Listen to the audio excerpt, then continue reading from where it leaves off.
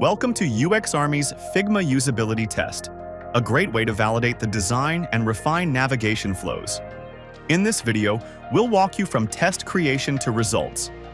To get started, you can use one of the ready-made templates or start from scratch.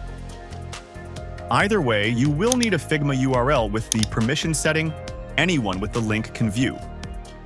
For this video, we'll create the test from scratch by providing the Figma URL here.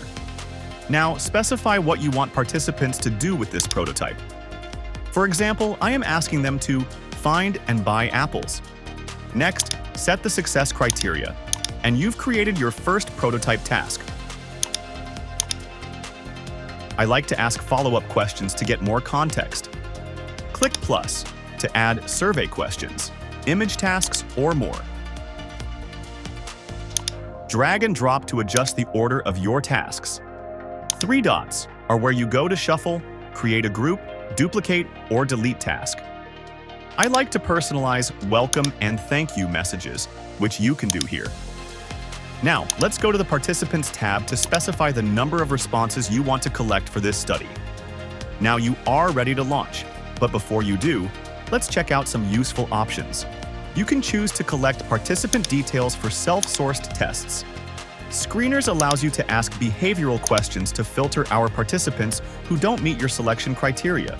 Only those who pass will be able to see your tasks and designs. You can also set your public test name or add sus score. Take a moment to check all the options. Then preview your test. To launch the test, press Go Live. Copy and share the test link to invite your participants.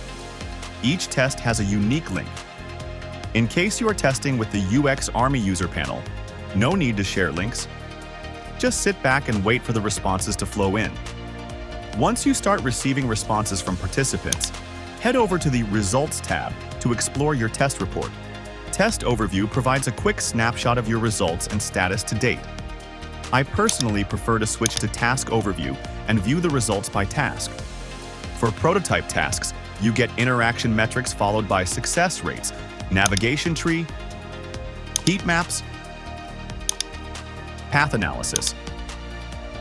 Survey questions help add more context to the results.